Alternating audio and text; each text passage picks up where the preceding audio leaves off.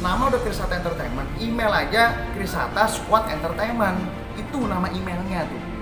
Passwordnya dulu ada nih. Jangan terlalu percaya sama seseorang, maupun itu sama teman dekat ataupun sama sahabat. Jangan.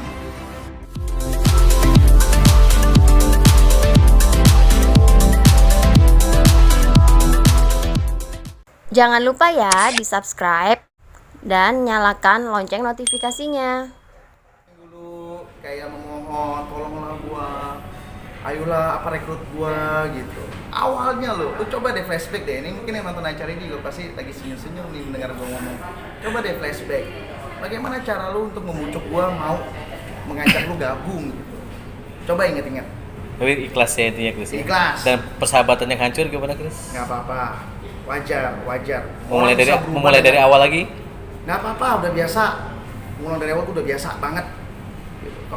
2020 kan juga gue mulai dari awal. Yeah. Semua aset kan hilang tuh di 2019 kan. Uang semua hilang, tabungan hilang. Tapi Tuhan ganti pelan-pelan, sedikit demi sedikit, dan akhirnya gue bisa punya hunian baru. Itu gue yakin banget tuh. Nah sekarang kan YouTube channel hilang nih.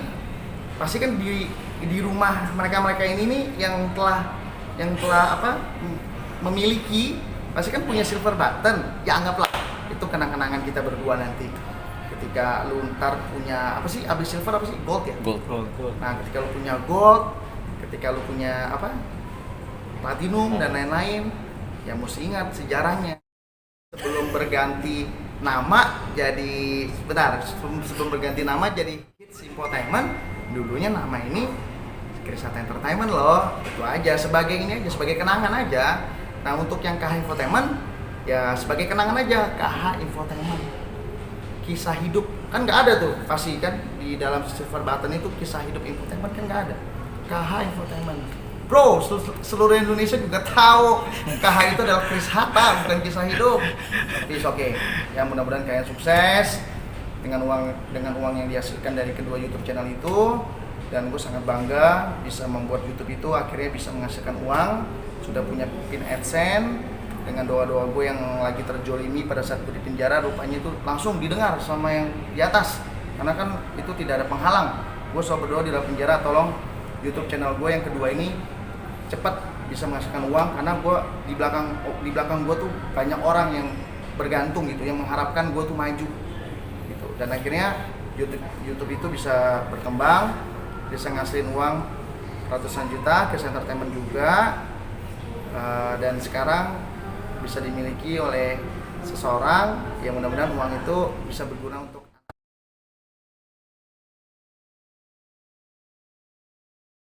perjanjian tuh ada ya, yang KH Infotainment tuh ada kok perjanjiannya, tapi gue tidak diikut sertakan di dalam perjanjian itu. Yang membuat perjanjian itu adalah si A dengan si B, ya kan? Si A dan si B ini ya bagian dari Krisata Entertainment dan si reporter KH Infotainment. Gue sebagai brand, gue sebagai yang punya nama tidak diikut sertakan di dalam perjanjian KH Infotainment ya. Ini untuk yang KH Infotainment dulu. Tapi kalau untuk yang Krisata Entertainment itu gue diikut sertakan dan sudah ada hitung-hitungannya lah sesuai dengan kesepakatan di awal. Nama udah Krisata Entertainment, email aja Krisata Squad Entertainment. Itu nama emailnya tuh. Passwordnya dulu ada nih, Mama 286504, tuh passwordnya dulu. Cuman sekarang udah diganti, gue nggak bisa masuk. Ya ketika gue mau masuk, besoknya udah ganti nama. Ya kan gue bingung, gimana cara gue masuk? Gitu. Ya wis lah, gue ikhlaskan aja lah. Tuh juga kalau gue mau bawa ke ranah yang lebih serius lagi juga nggak ada gunanya juga lah.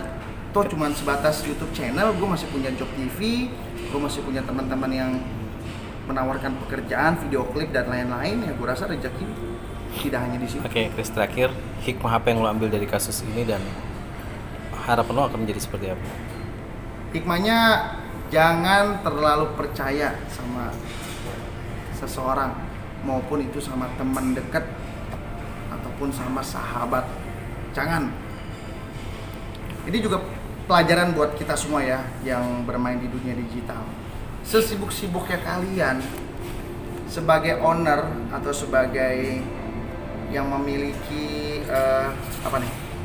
Gak apa, lanjut aja. Yang memiliki nama di dalam YouTube channel itu, lebih baik upload sendiri, bikin judul sendiri, review sendiri, gitu loh. Jangan karena kamu sibuk gak ada waktu minta tolong orang untuk masuk ke dalam email itu. Nah, itu ya hikmah sih yang bisa gua ambil dari peristiwa ini ya. Terus yang kedua, ya memang musuh yang paling berbahaya itu adalah orang terdekat kita. Kita kan nggak punya antisipasi kan. Kalau kita tahu nih orang mau jahat sama kita, kita pasti udah jaga-jaga dong. Wah, gue jangan terlalu dekat sama dia nih, karena dia orang suka begini. Tapi kalau misalnya teman, sahabat, CS, ya kita nggak punya antisipasi. Dia baik sama gue kok. Tapi nggak taunya kan kita nggak ngerti nih apa yang di dalam hati dia gitu. Terus yang ketiga, jangan mudah terenyuh ketika orang meminta bantuan yang membawa nama keluarganya. Yang mudah terenyuh, mesti dikaji lebih dalam lagi. Mungkin karena gue orangnya terlalu ini kali ya, santai gitu, slow gitu gue. Jadi ya begini deh. Ya nggak, udahlah, is okay lah, nggak masalah. Itu juga untungnya sih gue masih bersyukur, Tuhan masih baik. Itu masih ratusan ribu subscriber ya, belum jutaan. Kalau udah jutaan mungkin gue udah main gondok-gondokan kali. Tapi ini masih ratusan ribu, tapi gue yakin YouTube channel gue yang baru akan lebih sukses, akan lebih banyak peminatnya, dan ditambah lagi semua sudah gue persiapkan sejak banyaknya masalah-masalah yang udah gue lalui. Pasti gue lebih kokoh dan lebih kritis dan selektif. Jangan lupa ya di subscribe dan nyalakan lonceng notifikasinya.